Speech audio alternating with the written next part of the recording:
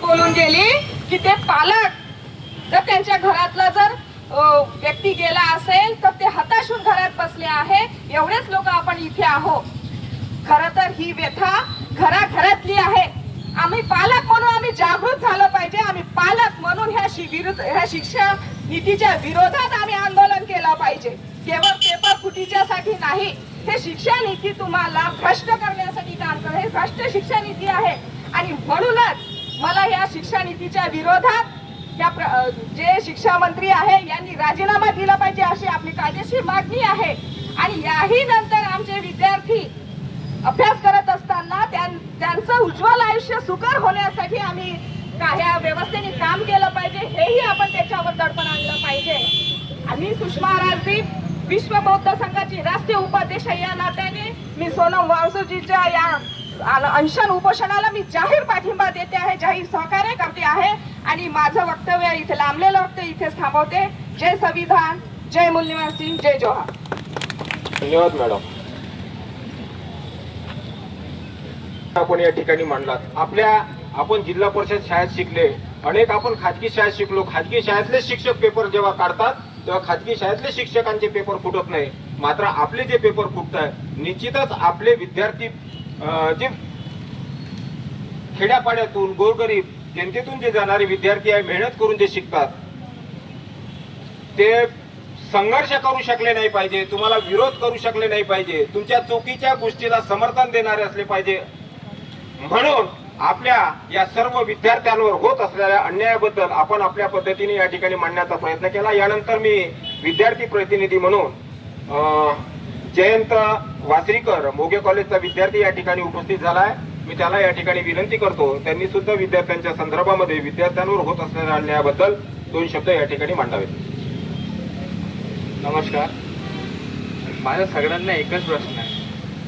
एवढे विद्यार्थी प्रोटेस्ट करतात, त्यांच्या जीवाच्या पलीकडे आहे का यांची सीट? आज एवढे पोरं तिथं प्रोटेस्टसाठी बसले आहे. तिथली जे सरकार आहे विद्यार्थ्यांवर वॉटर कॅनननं अटॅक करून राहिलेली आहे. पोरांना डायरेक्ट तिथून मारू हाकलला आहे. आज सोनम वांगचुक एवढे 19 दिवस झाले बिना खाता पेता तिथं बिचारे बसले आहे. त्यांना काही आहे का दुसरं स्वतः राहायचं काही आहे का? स्वतःसाठी न बसून विद्यार्थ्यांसाठी बसलेले आहे. त्यांना काढते पण एज्युकेशन सिस्टीमला नाही समजतात. किती मोठा दुःखीची गोष्ट आहे. आज सोनम वांगचुक एवढ्या गंभीर परिस्थितीमध्ये आहे. मेडिकल टीमला असं म्हटलं, जर पुन्हा काही दिवस असे राहील तर त्यांना जीवाचा धोका आहे, त्याचा जीव सुद्धा जाऊ शकतो. एवढं सुद्धा सरकारला कळत नाही. कित्येकदा उपोषण होतात पण सरकार काही दखल घेत नाही. आज एवढे पोरं पेपर फुटीमुळे जीव देतात. यावेळेच्या पेपर फुटीच्या दिवसात 93 पोरांनी सुसाईड केलेली आहे.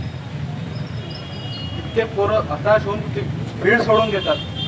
माझ्या पायनीतले मित्र आहे, त्याने कित्येकदा बीड चेंज केली. आता माझा स्वतःचा मित्र आहे, भाऊ आहे, त्यानं 2 वेळा प्रयत्न केला. एकानं पेपर सोडून दिला, लीड सोडून दिली त्यांना, फक्त पेपर फुटीचा कारणानं. फक्त प्रशासनाला एकच प्रश्न आहे, तुम्हाला एवढं सांभाळता नाहीत का पोरांचं भविष्याशी खेळून राहिले?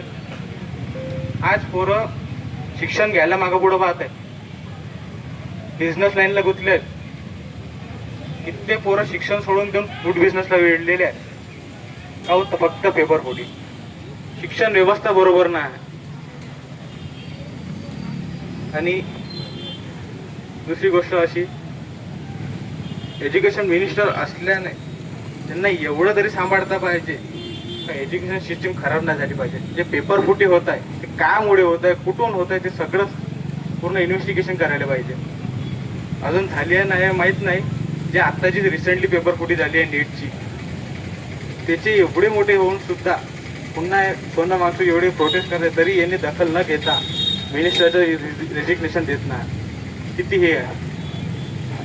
माझी सरकारला एकच विनंती आहे, पोरांच्या जीवाशी न खेळावं, सिस्टमशी नाही खेळावं, पोरांच्या शिक्षणाचं काळजी घेत धर्मेंद्र प्रधान यांनी रेजिग्नेशन देऊन प्रोटेस्टला सहकार द्यावे. धन्यवाद. कुठले नसून पेपर फोडले गेलेले आहेत. हे याच करता फोडल्या गेलेले आहे का या विद्यार्थ्यांचं संपूर्ण नुकसान व्हावं. यानंतर फक्त दोन नंतर शेवटची होणार आहे. यानंतर प्रतिष्ठित माजी नगराध्यक्ष माननीय शंकर भाऊ बडे या विद्यार्थ्यांच्या वर होत असणाऱ्या अन्यायाबाबत 2 शब्द या ठिकाणी मांडतील. भारतरत्न विश्वरत्न डॉक्टर बाबासाहेब आंबेडकर यांच्या चरणी साष्टांग दंडवत. या ठिकाणी उपस्थित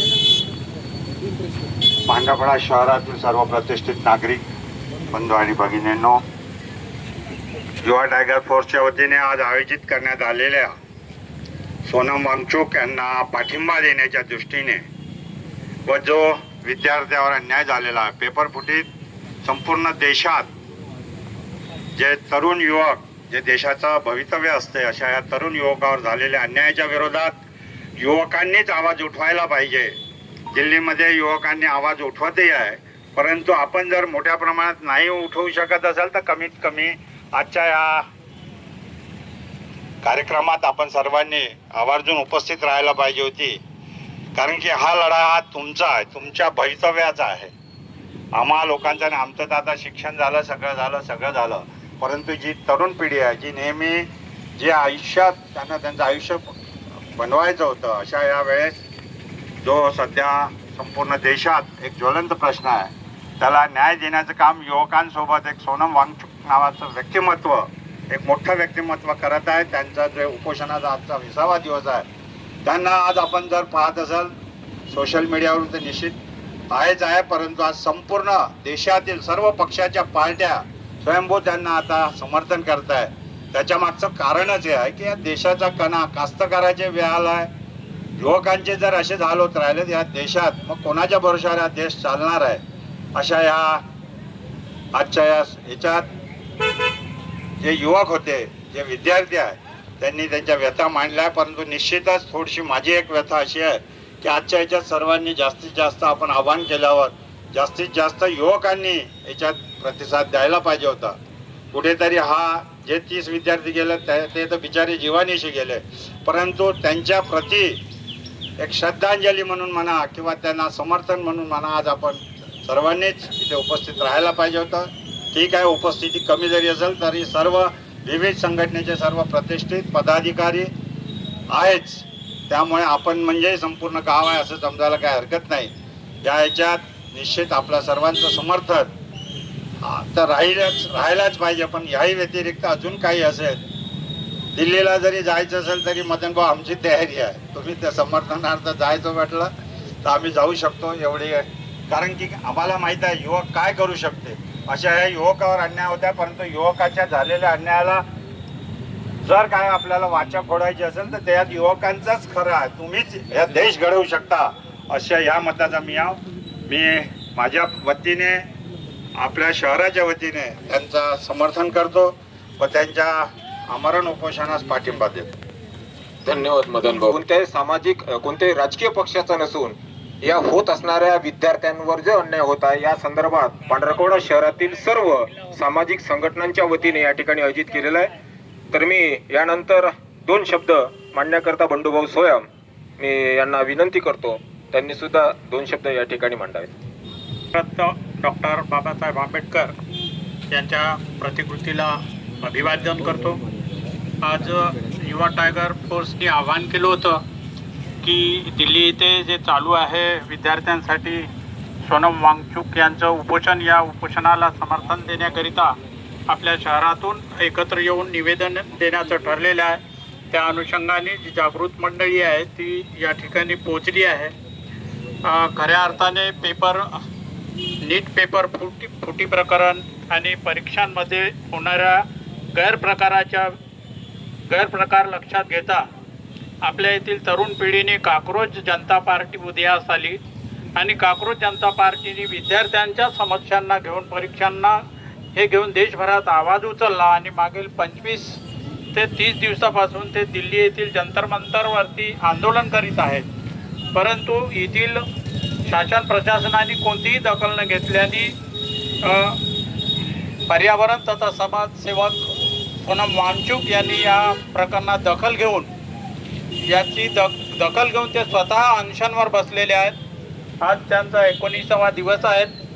आपल्या महाराष्ट्रातील सांगलीमधून मालन फासे नावाची एक वृद्ध महिला मागील 12 दिवसापासून त्या ठिकाणी ठाण मांडून बसलेले आहेत.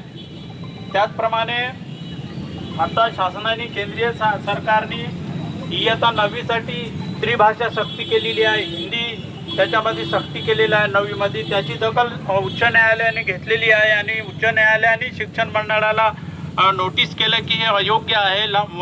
कोणतीही भाषा लहानपणात शिकवल्या गेली पाहिजे, 9वीमध्ये ही भाषा नको असा एक प्रश्न आहे. त्याच्यानंतर फरीदाबादमध्ये या नीटच्या नैराश्यातून फरीदामध्ये काल एका नीट करणाऱ्या विद्यार्थिनीने 16व्या मजल्यावरून उडी घेऊन आत्महत्या केलेली आहे. अत्यंत विदारक ही स्थिती आहे. अशा परिस्थितीमध्ये आपल्या देशातला तरुण युवक, उच्च शिक्षित युवक मेटाकुटीस आलेला आहे. त्या समर्थनार्थ देशभरात ते चालू आहे, परंतु शासन प्रशासनाचं लक्ष नाही आहे. शासन प्रशासन विद्यार्थ्यांना उत्पादनाचं साधन बनवलेलं आहे.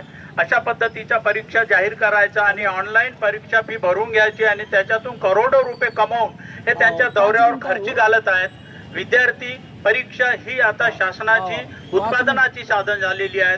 त्याच्यामुळे या विरोधात आपल्याला आवाज उचलणं अत्यंत महत्त्वाचं आहे. जरी आपण दिल्लीला जाऊ शकलो नाही तरी हे आपलं राज्य, आपलं दिल्ली आपल्या राजधानी असल्यामुळे आपण इथूनच दिल्लीला आहो असं समजून हे निवेदन देऊन यापुढे या आंदोलनाला तीव्र गती कशी येईल याच्यासाठी युवा टायगर फोर्सने नियोजन करावं आणि एक मोठा आवाज आपल्यासारख्या ग्रामीण शहरातून व्हावा एवढीच अपेक्षा करतो. आणि आम्ही या उपोषणाला, या आंदोलनाला आमचं समर्थन आहे असं जाहीर करतो. धन्यवाद.